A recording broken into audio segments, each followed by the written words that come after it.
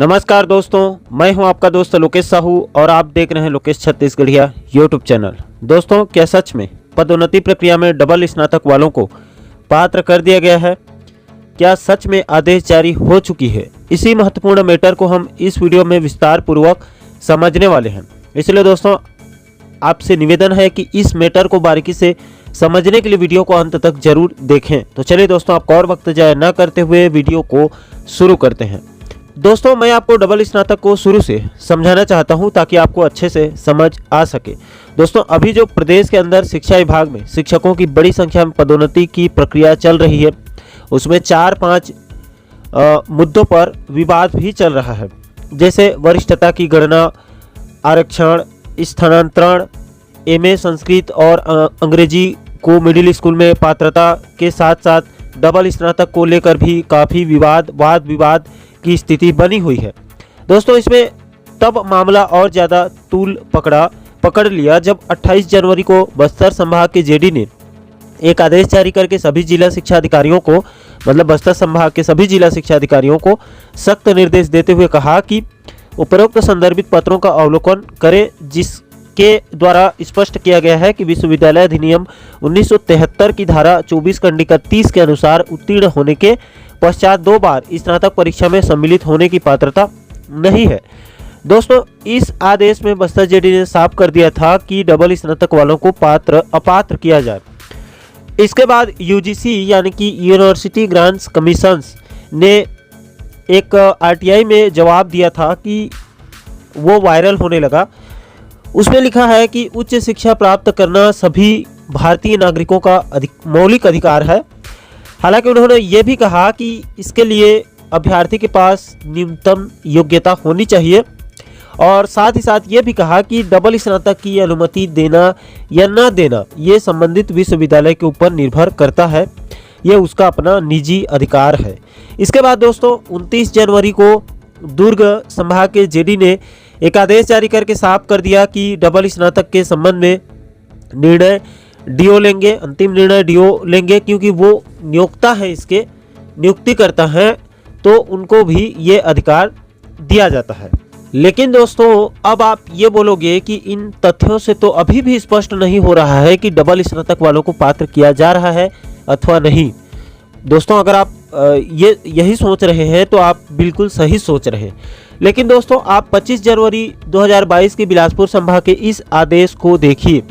यहाँ पर जेडी ने पात्रता के संबंध में 5-6 महत्वपूर्ण नियम बताए हैं और अधिकारियों को निर्देश दिए हैं कि इन सभी नियमों के तहत पदोन्नति किया जाए, पदोन्नति के संबंध में पात्रता दिया जाए, इसके संबंध में साफ निर्देश दिया था। दोस्तों, मैं इस आदेश को आपको विस्तार पूर्वक एक बार समझा देता हूँ, आप थोड़ा सा इसको ध्यान दीजिएगा। इसमें बहुत ही महत्वपूर्ण बात कही गई है।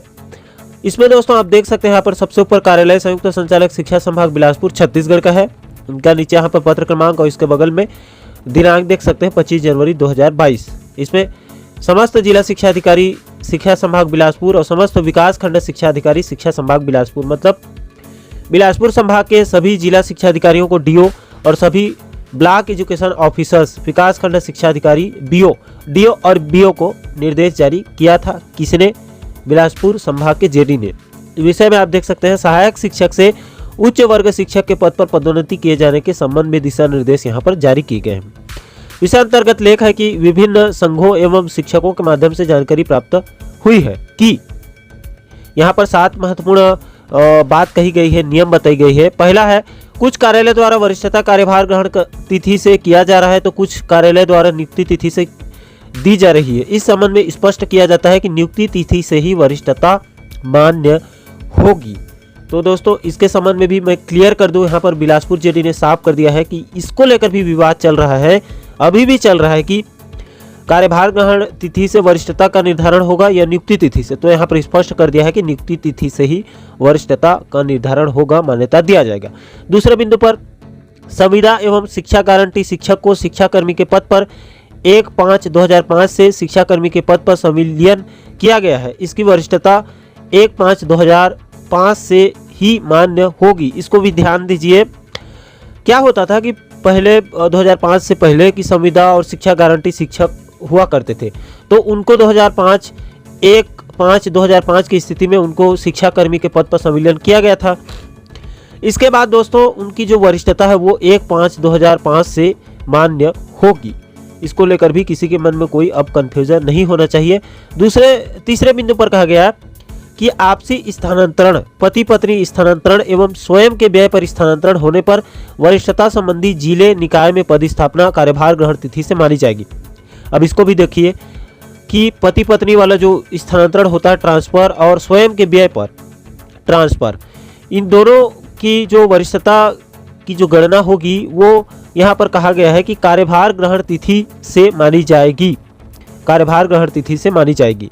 उसके बाद चौथे बिंदु पर कहा गया है कि युक्तियुक्तकरण के विषय में, ये महत्वपूर्ण है। यहाँ पर चौथे और पांचवें बिंदु पर कहा गया है, यहाँ पर डबल स्नातक के संबंध में बताया गया है, इसको ध्यान दीजिए। चौथे बिंदु पर कहा गया है युक्तियुक्तकरण के विषय में भरे पद मान्य नहीं होगा। जिस विषय में नियुक्ति हुई है उसका मूल विषय ही मान्य होगा। युक्तियुक्तकरण में विकल्प के रूप में भरे गए रिक्त पद भविष्य का रिक्त मानकर उन पदों की रिक्तता की जानकारी दी जाएगी। इसका मतलब यह हुआ दोस्तों कि मान लो किसी शिक्षक ने दो अलग अलग विषय में स्नातक किया है, तो पहले में जो किया है उसको तो मान्यता दिया ही जाएगा, उसमें कोई कंफ्यूजन नहीं है। और जो दूसरी बार वो स्नातक किया होगा अलग अलग विषय लेकर, तो उसको भविष्य में उन विषयों पर यहाँ पर मान्यता दिया जाएगा, पदोन्नति दी जाएगी युक्तियुक्तकरण विकल्प के रूप में। तो ये यहाँ पर कहा गया है। उसके बाद पांचवें बिंदु पर कहा गया है कि बीएड या किसी विषय में सेवा काल में किया गया स्नातक भी मान्य होगा जब वह नियमानुसार सेवा पुस्तिका में इंदराज हो एवं विधिवत प्राधिकृत अधिकारी द्वारा अनुमति प्राप्त किया गया हो। यहाँ पर एक और महत्वपूर्ण बात कह दी गई है कि बीएड या फिर किसी विषय में सेवा काल में किया गया स्नातक, मतलब सर्विस के समय में किया गया स्नातक, सेवा देते हुए अगर किया गया है स्नातक, तो वो भी मान्य होगा। इसमें नियम यह है कि वो सेवा पुस्तिका सर्विस बुक में इंदराज होना चाहिए और प्राधिकृत अधिकारी का वो अनुमति होना चाहिए, उनका सिग्नेचर होना चाहिए। छठवें बिंदु पर कहा गया है कि विषय विकल्प देने वाले शिक्षकों को काउंसलिंग के समय विषय चयन की सहमति लिखित में देनी होगी। उसके बाद सातवें बिंदु पर कहा गया है वरिष्ठता सूची गोपनीय प्रतिवेदन तैयार करते समय सावधानी की जरूरत है। इसमें किसी भी तरह की त्रुटि होने पर संबंधित विकासखंड शिक्षा अधिकारी, जिला शिक्षा अधिकारी उत्तरदायी होंगे। नीचे संयुक्त संचालक शिक्षा संभाग बिलासपुर का हस्ताक्षर आप देख सकते हैं।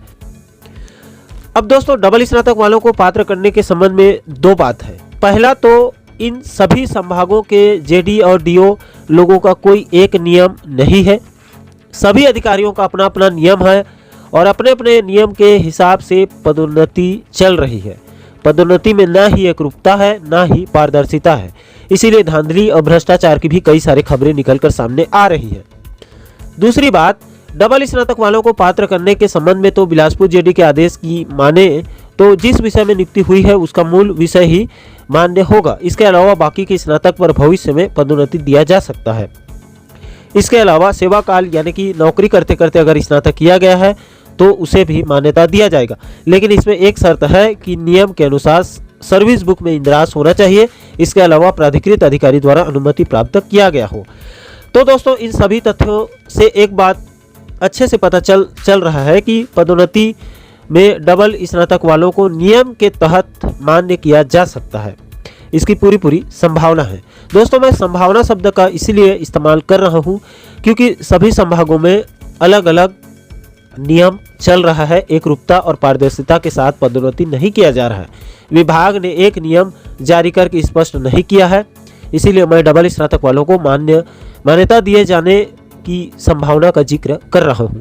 दोस्तों बाकी आपको क्या लगता है कि आपके हिसाब से डबल स्नातक वालों को पदोन्नति में पात्र करना जायज़ है या नहीं? अपने विचार हमें कमेंट सेक्शन में जरूर बताएं। और दोस्तों साथ ही साथ पदोन्नति से जुड़े ऐसे ही महत्वपूर्ण मुद्दों पर वीडियो देखने के लिए चैनल को सब्सक्राइब जरूर करें ताकि हमारे सभी नए वीडियो आप लोगों तक तुरंत पहुंच सके। दोस्तों इस वीडियो में फिलहाल अभी के लिए इतना ही, मुझे दीजिए इजाजत।